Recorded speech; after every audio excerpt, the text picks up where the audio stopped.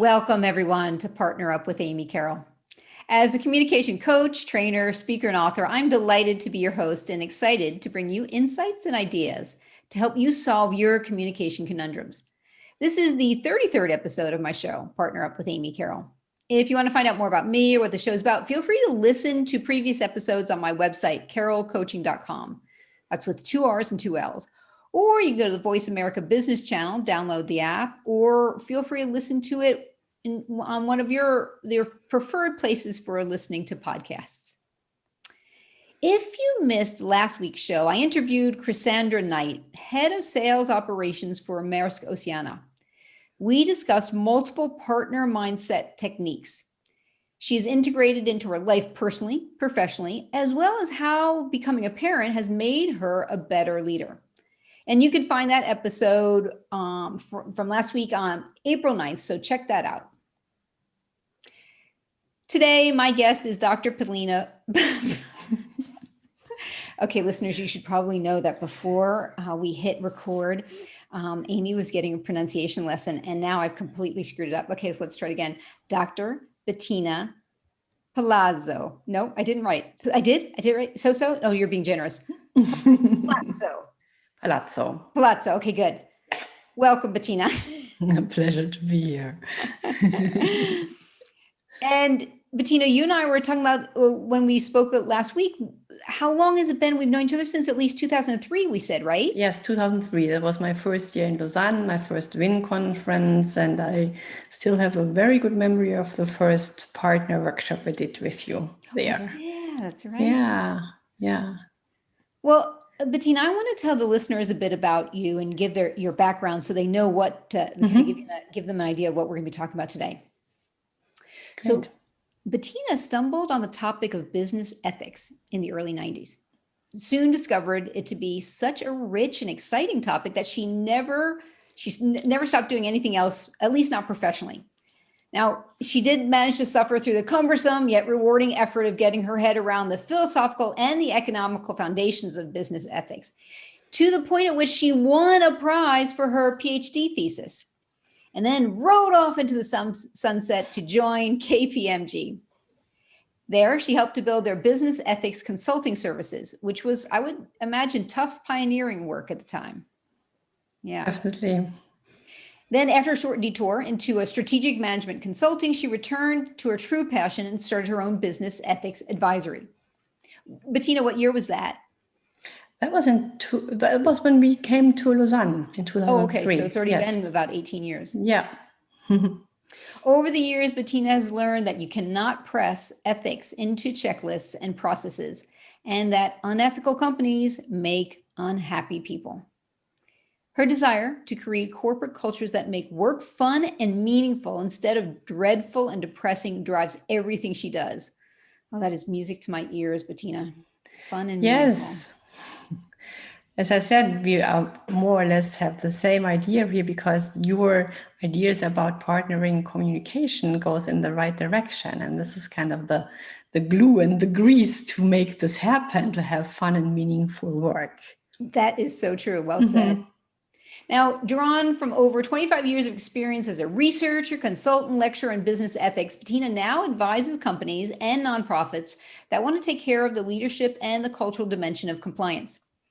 In recent years, she developed a special focus on the creation of a speak up culture and ethical leadership. Oh boy, I want to see I don't know if I can devise a question for you around that, though. Let's make sure we talk about that speak up culture. I think that will be very interesting for listeners. Yeah. In recent years, Bettina developed a special, I said that already. In her free time, Bettina's written a blog about her city of the heart, Rome, and dances salsa. She met her husband, Guido, at a business ethics conference, and they have 2 almost grown sons. Bettina is this is for me a particularly exciting conversation. Like you said, we agree that we have so many interesting intersections between our work. In fact, one of my favorite quotes of yours is, "We have been badly prepared in life for dealing with conflicts and ethical dilemmas." Right. Yeah. You should have it in school already. Right? Yes, There's it so would many make, things yeah. kids would benefit from, that being one of them. Okay, Yes, yeah. go ahead. Yes, because it used to depend more on power structures who decided. It's the same in so many things. In companies, it used to you had to do what the boss says, and there was no conflict. Yeah. Yeah, so Yeah. my way or the highway. Yeah. The same in marriage. So it used to be the guy who decides. Yeah. And ever since we lost this kind of false certainty, we need different tools, and they're all out there, but people learn them too late in life. And yeah, so many unhappy things happen because of this that would be completely avoidable, I think. Yeah. If they knew how to have a partner communication. Oh, I just lost you. Say Yeah. that again. Oh, yeah, if they had partner communication training. Yes. Yeah. Yes. Yeah, you're right. I hear that a lot. People are like, why don't we teach this in high school? Yes, because when we grew up, conflict was kind of like the end of a menace to the relationship. But it's almost the lifeblood of the relationship to have conflict and figure them out in a good way, and they can create innovative things. But we are so hardwired to kind of, this is dangerous, and I might be judged, and we fight, and then we have to split up, or my boss will fire me. Yeah. Wouldn't it be fascinating if people could translate conflict is coming, this is exciting, what will we discover? Or, conflict is coming, I wonder what new solution we can Yes. create together. Yes, it's also understandable because it probably comes from the oldest parts of our brain, where conflict had kind of the danger you might be kicked out of the community, and then you're out on your own in the savannah, and the lions will come to get you. Right. So that's why this is. Well, let's look at it for women, because it's. I was reading an article a few years ago saying that women use the strategy of perfection and avoiding criticism, because it was only 30 or 50 years ago that we only started earning our own money. Because you're correct, before then we could have been kicked out, and that would have meant near death. So we're only now getting brave enough to be able to say, no, it's okay for me to assert myself and challenge the situation here, ask for what I want, or push back. Yeah, that's a very important point, especially for women. And I have been asking myself this a lot. Why is it so much that we have this drive for perfectionism? And why is it that criticism or negative feedback kind of cuts us to the bone? And it's not possible. It's normal. And if you do important stuff, you can't have only people who love it, because it has to be polarizing. And then I discovered Tara Moore. She wrote a great book. It's called Playing Big. And she explained what you just said, that we still have this in our bones, that over centuries, our very livelihood depended on pleasing somebody. Yep. And if somebody said something negative about us, all of our radar was in kind of full red flag, like, well, Henry V, and you might lose your head. Yes. Virtually mortal consequences could have come of this if you didn't conform. What is popping into my mind now is that as societies develop, I'm assuming we're able to become more ethical. As a result, that, like for, women, we have more choices, we can push back more. So there's a higher probability that we can help to create more ethical environments within our family, within business, because we are starting to have a voice at the table, so to speak. Yes, and it's also more difficult because in former times, ethics was kind of handed down by the power structure, by the church, by the king. And when this left, now we have to figure it out amongst ourselves. And here again, we are in conflict, because humans have different ideas of what should be the ethical thing to do in certain situations. Should you have a certain principle like certain moral limits, things that you would say are always bad, like lying. Let's take lying or stealing. Yeah, so that would be one important strand of ethical thinking, where you say, okay, these are the principles and they are always true, and I would not even lie if a murder comes to my door and asks for my friend that I'm hiding. Yeah, famous scene in Glorious Bastards, you might remember that one. And or do we look at the results, and because of obviously the crazy ex-murderer would kill my friend, I say, no, who is this person? And you lie. Yeah. So that's that of course these are kind of models to think about this. They don't necessarily give you always the right answer, but they give you some tools to dig a little bit deeper and find your own path in this. And this is one problem why people are often kind of uncomfortable with ethics, because they always think you have to be morally perfect, and you're only then an ethical being if you always are like a saint, and it's sacrifice, and that's not necessarily the case, because there are not always perfect solutions. There might be situations where you have to violate one of your values, no matter how you decide, but at least have thought it through, and then you can say, yes, well, if I'm a company and I have factories in Ethiopia or Bangladesh, and I have problems with child labor there. If I would say no, child labor is absolutely no-go, and if I discover just one 14-year-old in this factory, I'm out of the place, and then the place goes bankrupt because you don't have them. Yeah, so this can, if you don't look at the results at all, this can also have bad consequences if you are too Kantian. So Kant said these kind of ideas where you only look at your duty. So when I hear you say all that, I think it really is a nice introduction to the complexity of ethics, and that it's not cut and dry, it's not black and white, and that perhaps back in the good old days when it was just the king or the church who was setting the direction and the decision making, perhaps it was far more simplistic. Now we have an opportunity, as more voices are being heard, to see if we can make it more fair for more people. Yeah. Got it.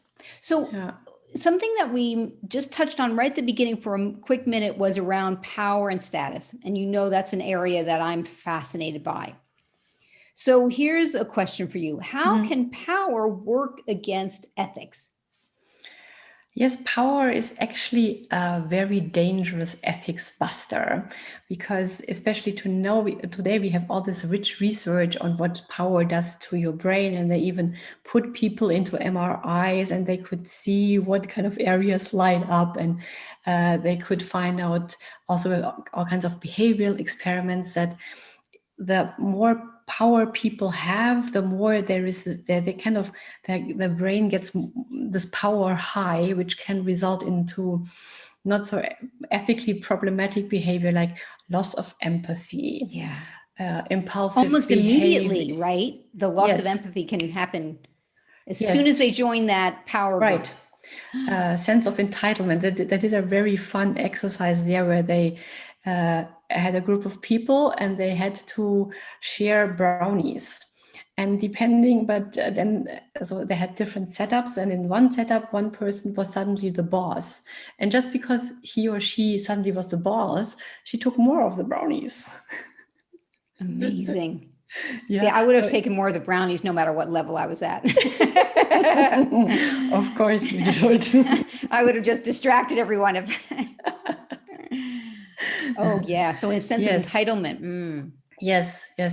And that's difficult to handle, because power and confidence comes with leadership. If you don't communicate what you want and where you want people guide to or have this common vision, say, so this is how we do it, then it's also hard to follow. You just say like, oh, maybe I might have this idea, not sure if it's working. That doesn't really work so well. But if you are in this habit of being confident, it's very easy that you become overconfident. And the thing about ethics is also a little bit of a subversive exercise, is that you have some doubts, or that you listen to people who might have a different perspective. Well, and that, I think, is starting to lead me to my next question, is what can we do about this tendency to misbehave when we have the power behind us? Well, yes, of course, as a leader yourself, if you're in a power position, you should try to be self-conscious, self-aware about this. But this can be hard, because it might be stronger than you. So what you can do is sometimes go into places where you're not powerful. There's a great story about, I don't remember his name, this guy from Avis, and he went to work at the counter of the car rental once a week, just to stay, and that people possibly didn't recognize that he was the CEO, but he just did the everyday work of a normal clerk there. Fantastic. So that can keep people grounded. Then of course you have certain structures in organization that gives them some checks and balances. So let me add one. Tell me what you think. So I have two questions. When I'm working with my leaders, I say, these are the two questions you want to ask people on a regular basis, meaning minimum once a month. And not just the people in your professional life. You could ask your spouse, your teenager, your in-laws. And the first question is, that would be a brave person. That would be. What do you need to tell? No. The first one is, how can I be a better boss, neighbor, wife, husband, dad, mom, whatever? Yeah. Okay, that's the easy question. The second question is, what do you need to tell me that you don't want to tell me? Yeah. And the thing is, with a subordinate, they're going to say, oh, nothing. And you're going to ask them again, they're going to say, nothing. And then you're going to ask them again, meaning every couple of weeks. And maybe if you're really lucky, that third time they might tell you. Though, and then I advise people, don't get defensive, don't disagree with them. Just say, thanks for telling me that. I'm going to consider it. I'll think about it, and I'll come back to you, let you know my decision. Yeah, that's brilliant, Amy, because that's kind of the most potent antidote to the power high, that you have a culture of speak up. And that again is something we've never learned. We learned from an early age that you shouldn't tell people the brutal truth. Yeah, I remember when I was taking the train with my son, he was 3 years old back then, and we were in the train. And he's very extroverted, he talked to everybody. And there was this very big lady, and my little 3-year-old Emilio, he stood in front of this lady and he asked, why are you so fat? Okay. So this is the moment when you learn it's not okay to give this kind of brutal feedback. Ouch. But it doesn't have to be that way. And she took it nicely. She understood it's a kid. Nice. Yes. But this is just how we've learned how to deal with saying people unpleasant stuff. We avoid it. We avoid it very, very much. Or if we don't see if we can't take it anymore, we act it out, and then it can be quite destructive. So yes. So we need to find ways how we can do this in a constructive way, with your methods, like giving the other the opportunity and showing again and again that you are serious about receiving this kind of feedback, that the other person will not be punished. Yes. That's key, but that's also a challenge if you receive this kind of feedback, to not become defensive. Do you have insights there? What to tell your leaders that helps them to not become defensive? Because it can be stronger than you, right? Yeah. I get them to practice keeping their lips closed and nodding. Yeah. A paperclip if they have to. I see. Okay. And then active listening. So Bettina, if I understand correctly, what you're saying is that I become really sarcastic in meetings. Okay. Well, I'm going to think about that, and I'll come back to you and let you know if I decide to change anything. Thank you for letting me know. Because it's important that if you're going to be brave enough to tell me something, you're probably assuming, oh, Amy's going to change something. And I'm not telling people you have to change something. I'm saying absorb it, don't get defensive, even if you go, take it out on a punching bag or for a long run. Absorb it, reflect on it, give it a couple of days, maybe a couple of weeks, and then I might come back to say, Bettina, I thought about the feedback you gave me a couple of weeks ago about being sarcastic. And I think what I'll do in the future is when I realize I'm being sarcastic is I'll announce it, because my intention is to be playful and positive. And Bettina, if I do it again and in a way that doesn't work, would you be willing to speak up to me again another time and let me know? Yeah, that's so important, because it's not this just one moment, because these kinds of situations have a compound effect. Right. And it lasts forever with that person, because if you leash out against them, they will never speak up again. Yep. Plus, they will tell all their friends and colleagues. Oh, yeah. And all of them will never speak up again. Nope. Yes? Exactly. So this is something that leaders often don't understand, that they are under constant observation when it comes to speak up. Yes. Yeah. It's not fair, and it's just the way it is, and it comes with the title. Yes. Yeah. Yeah, that's true. It's and it takes practice to remember that, because yeah, well said. So and now here I have this question. I hope this will not offend you. Ethics to me can sometimes sound like brown rice and Brussels sprouts. Not my favorite dish. How can we make ethics more attractive?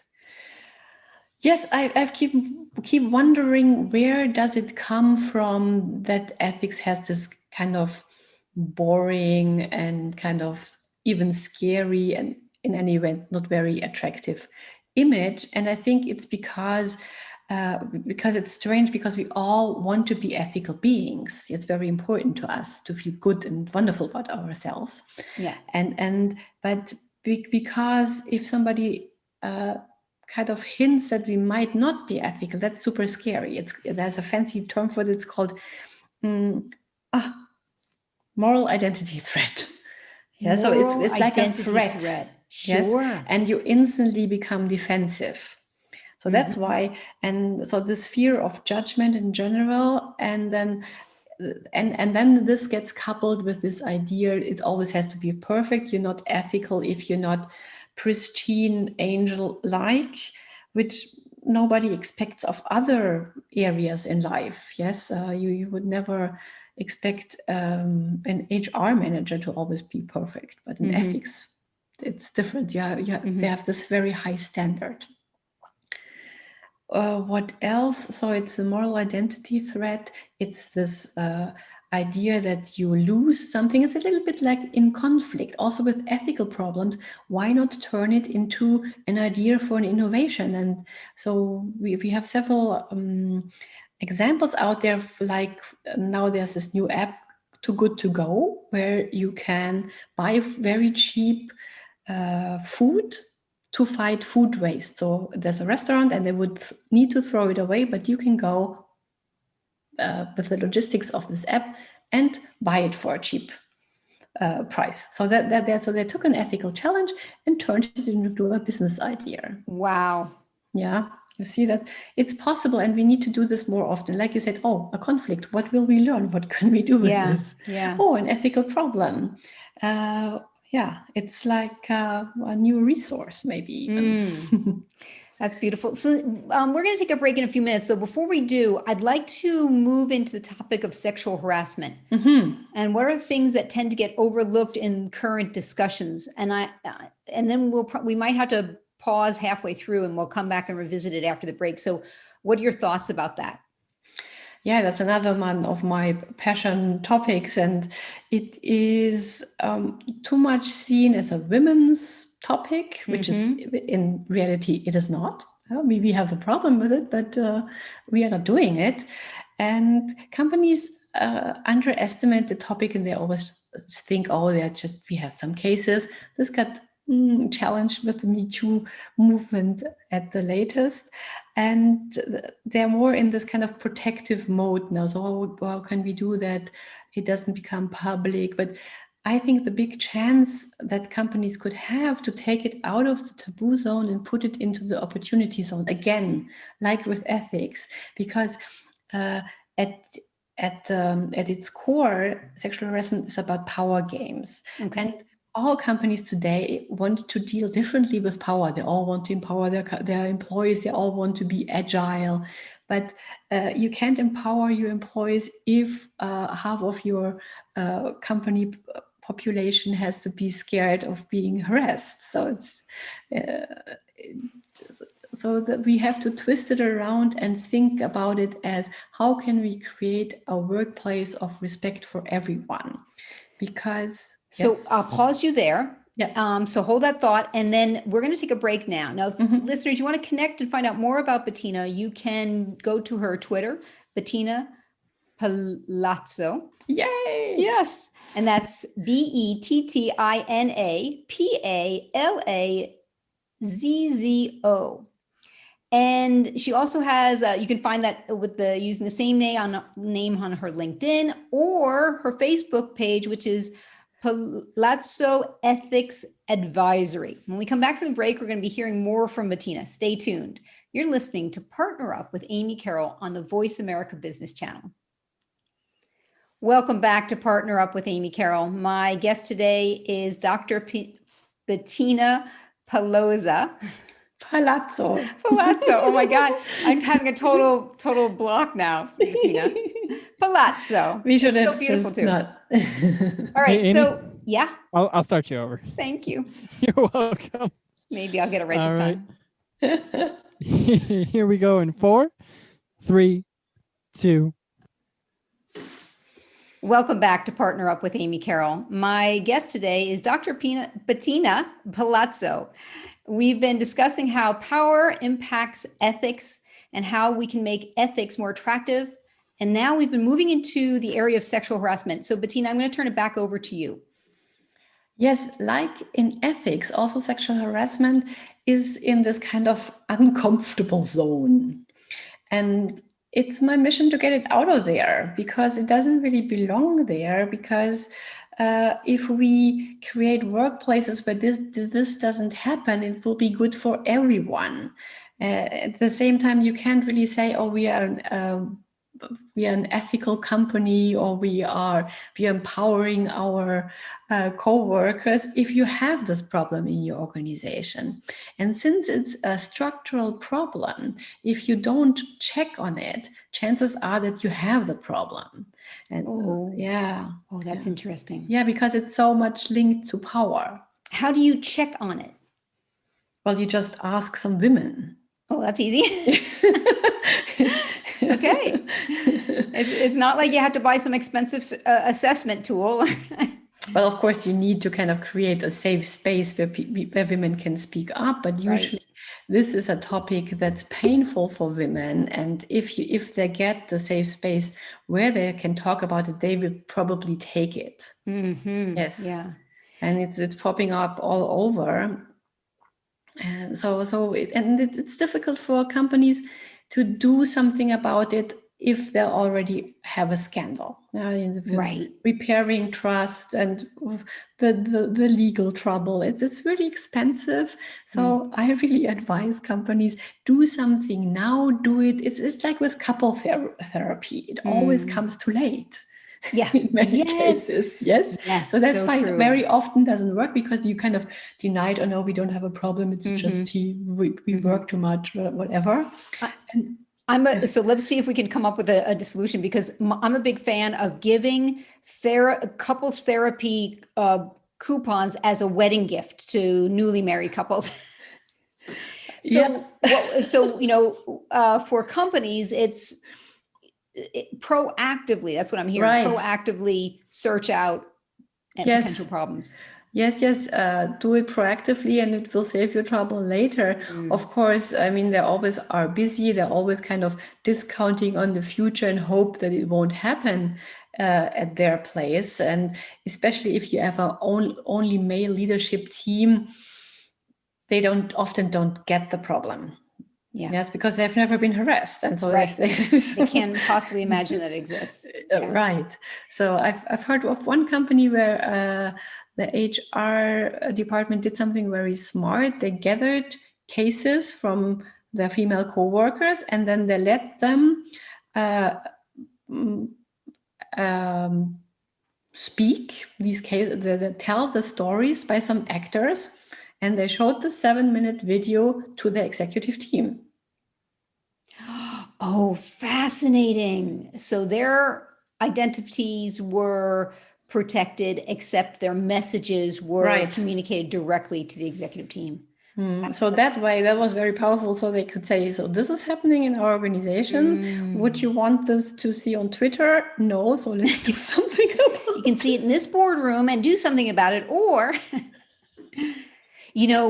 I want to come back to the thing about sexual harassment in a minute, though something's popping up into my mind. I'm in the middle of listening to this audiobook. There's a comedian in the States. Her name is Amber Ruffin. She's on the Late Show with Seth Meyers. And she and her sister have just written a book called You'll Never Believe What Happened to Lacey. And her sister is Lacey, she's Amber, and the subtitle is Crazy Stories About Racism.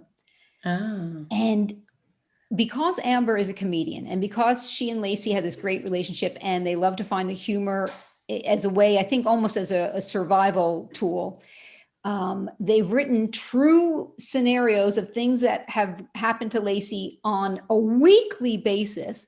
It's not even, the entire book, which has many, many, many, many, many examples, is not an exhausted list either. And a lot of the stuff is business, HR, just things especially as a white person hearing it, you can't imagine for a minute that this would be tolerated. And this is, this woman's life. And it's only her life because she happens to be a woman of color.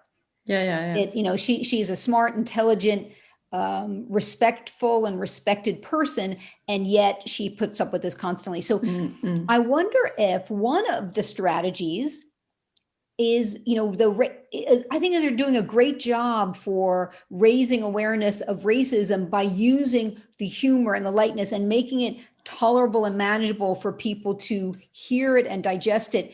And because once you hear it and digest it, you can't go back to your same level of ignorance.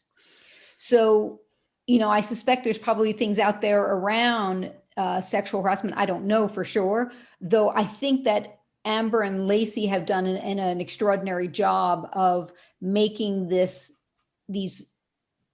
unacceptable scenarios able for people of color, or not people of color, people who are in privilege, often a lot of white people, to be able to digest this stuff. So I can highly recommend that book.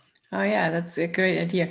No, I think the power of storytelling is very good here, and very often these stories are kind of absurd. Yes, of course. But if you happen to be a white male or somebody else who's privileged, you just can imagine what these things are, or you have some idea and then you might put it off and say, oh, these are just tiny little obstacles. But the thing is, it's like being in a room full of mosquitoes all of your time. Yeah. And they're tiny, but if it happens all the time, it really gets to you. Right. So going back to the thing around sexual harassment, what are some things women can do to defend themselves without being seen or perceived as aggressive and unlikable? I think there's a big need for this, because in general, what I'm observing is that women, especially younger women, when I was starting my career the same, they just don't see it coming. Yeah. So the first thing is just be prepared and have something simple, like some clever phrases like, can we keep this professional, please? Yes. And one of the things I do regularly, a tool I use is role plays. So I would say these young women need to role play in advance because their brains might, shut down or freeze. Yes. So being prepared, having some kind of scripting in your toolbox, knowing how to stay centered because it's very stressful as a situation. Knowing your partnering stuff, that you also reframe the intention of your adversary. So just don't think, oh, this is just a very aggressive macho warrior. Just ask him, oh, are you not feeling well today? Is there something I can do to help you not having such a bad day? And just twist it around. And tell me what you think about this one. I would encourage women of all ages, though I love how you talk about young women to get them ready, is the phrase, literally practice either, put on your Zoom and record yourself and practice in looking into the camera or in the mirror or your smartphone and film yourself because you need to see what your face looks like. What I recommend is they say this, so let's say some guy says something inappropriate or does something inappropriate and you say, that doesn't work for me. Yeah.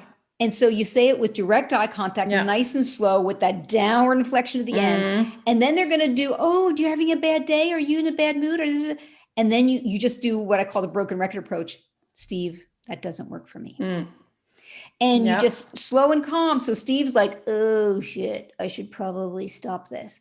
So Steve gets the message loud and clear, and you haven't gone to an extreme of tears or threats or screaming that can end up causing you more problems.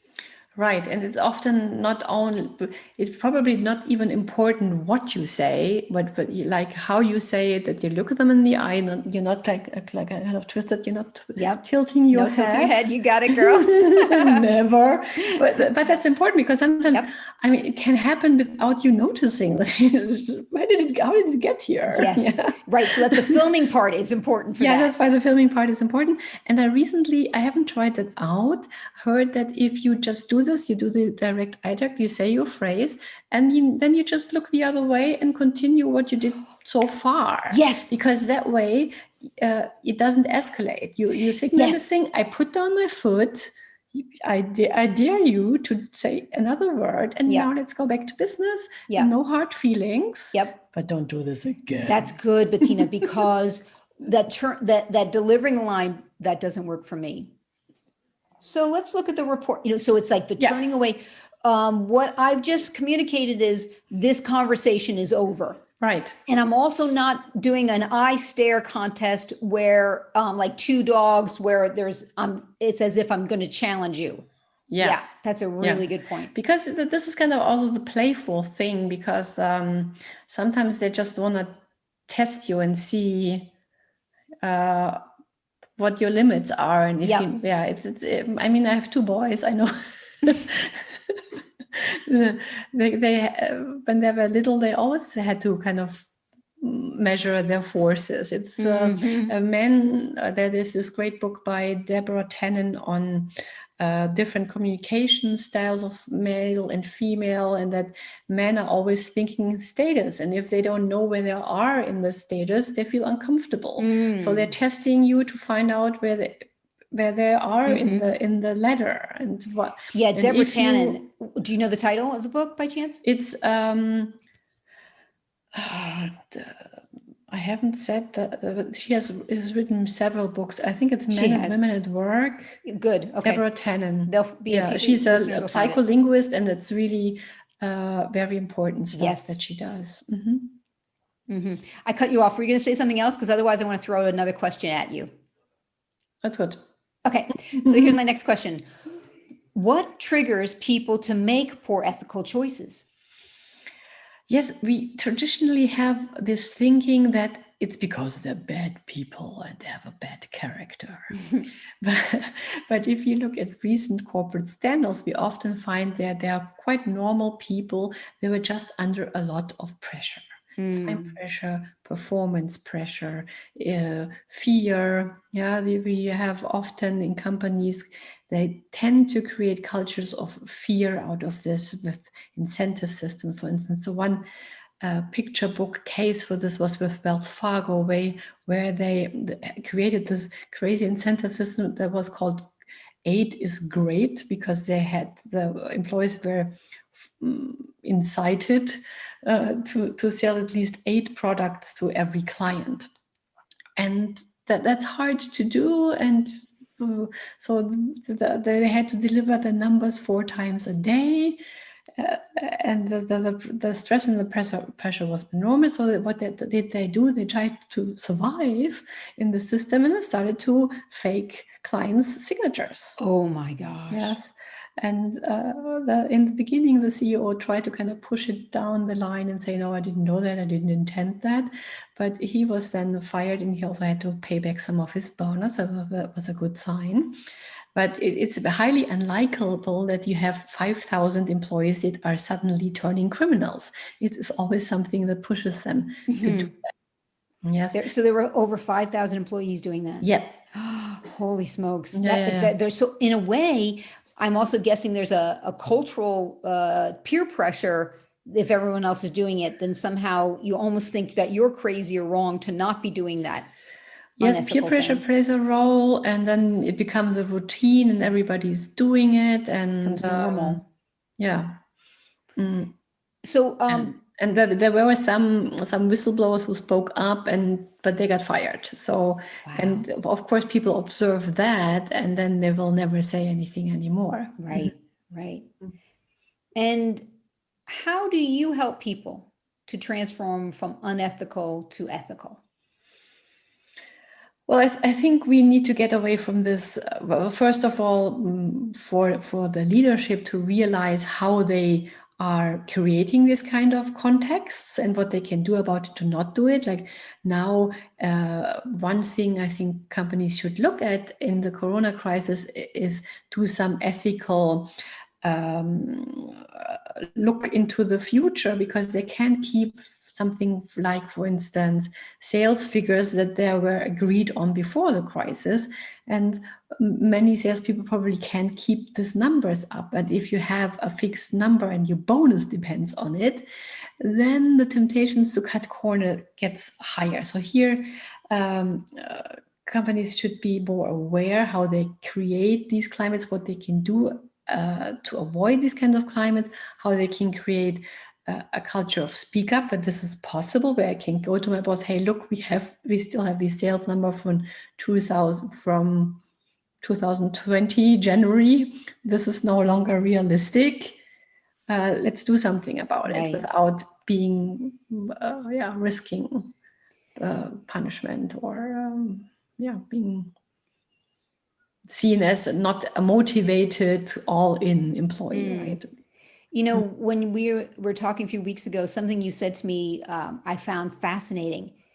When people are in the midst of having to make ethical decisions, you said it just taking 3 minutes to make that decision increases the likelihood that someone's going to make an ethical choice versus an unethical choice. Did I remember that right?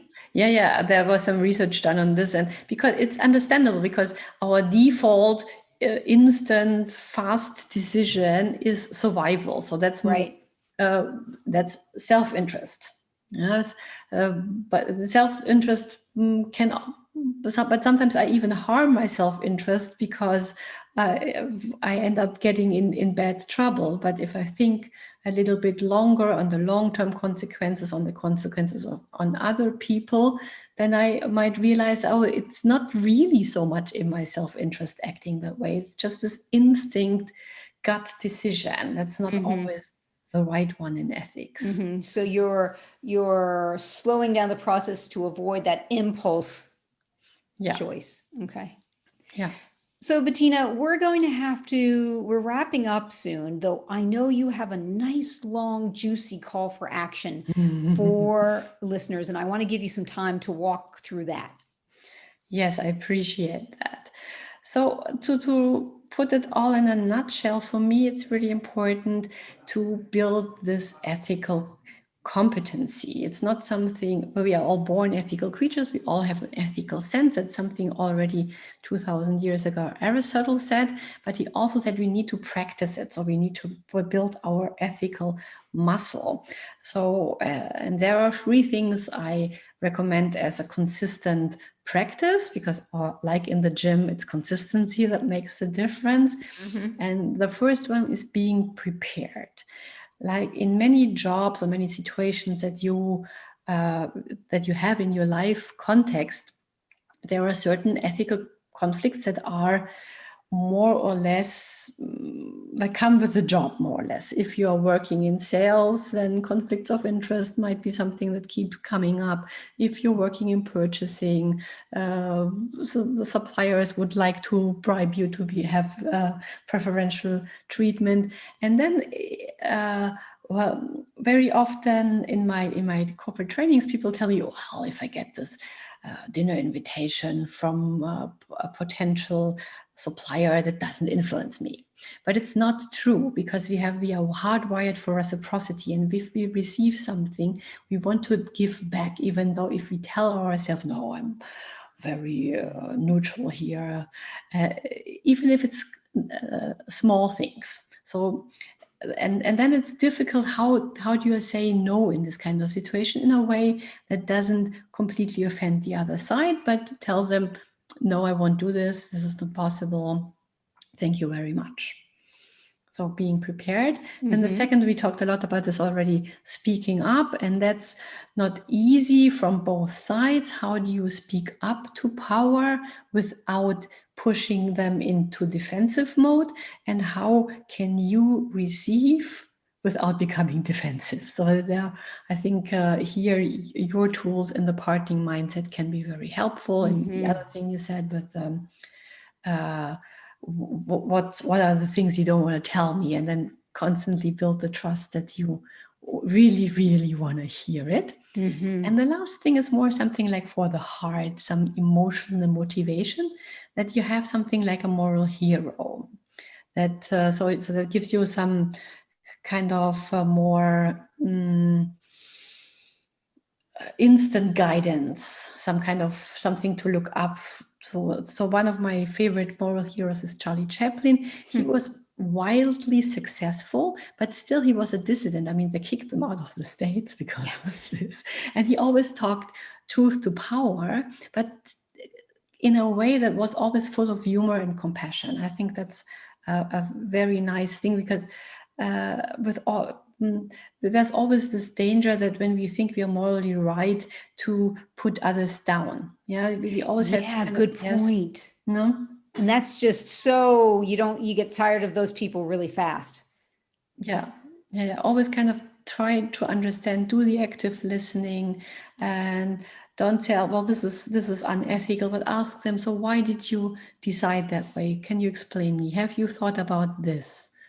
Yeah, so tell yours, listen to their story first, and then you can tell your perspective and try to find common ground. And this is how you can create much more sustainable solutions.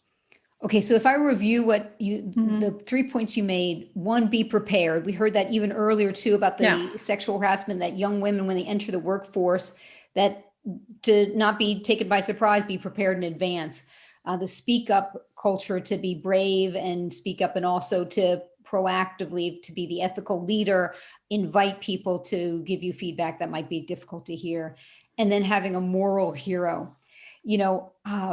When you said that last part, the moral hero, what popped into my mind is, who is my moral hero? And I would say it's my sister, Pat. She has, her standards are like through the roof. And so one of the things that I would encourage people to do is, if it's not Charlie Chaplin, not my sister, find someone else in your life who you would hold as your moral hero, and use Kristen Pressner's approach of flip it to test it. So put yourself, if, in my case, I'm in a situation and I say, what would my sister Pat do in this situation? And boy, that decision is shockingly much easier to make when I make it through her eyes. Yeah, it's decide what's important in life, and then it's much easier to decide. Yeah. Mm. Beautiful. Mhm. You mentioned a book earlier, the author Tara, I think Yeah, you said. Tara Moore, Tara Moore, MOHR, and it's called Playing Big. Playing Big. It's a workbook and coaching book for women, how they can play a bigger role in their life and for society, because she noticed she was coaching all these brilliant women and they kept holding themselves back and were afraid or thought, oh, I first need to do 3 more PhDs. Yes. and the men just jump in and fake it till they make it, which can also be an admirable capacity. So we need to acknowledge more that we have already so much in us. Yeah. And so I found that very inspiring, this idea, and I try to do this much more now. Yeah, gorgeous. So as we're wrapping up, that would be my first call for action. My second call for action for the listeners is send me your communication conundrums, clashes, challenges, mishaps, blunders, and successes via email or through social media. And I will collect them and then read them out on future shows and make suggestions. And you can send that to amy@carrollcoaching.com. If you want to connect with Bettina, you can do that on her Twitter account or LinkedIn, Bettina Palazzo. No, I did wrong. Palazzo. Palazzo. Wow. I keep getting more and more creative. Bettina Palazzo, and then also Palazzo Ethics Advisory on Facebook to find out more. And Bettina has lots of great resources, so feel free to check those out. Now, I also am going to encourage listeners to tune in next week because with the help of my communications compadre, T, we're going to explore more challenges of dealing with conflict and success strategies to reach emotional mastery. Feel free to connect with me on my social media channels, Amy Carroll Coaching. If you're ready to take your superhero partner powers into the next decade, you can join me for one of my online leadership presence courses. And you can check out information about that on carrollcoaching.com. Bettina, thank you. It's been a wonderful conversation. Thank you so much. And thank you, listeners. You've been listening to Partner Up with Amy Carroll on the Voice America Business Channel. Happy partnering, everyone.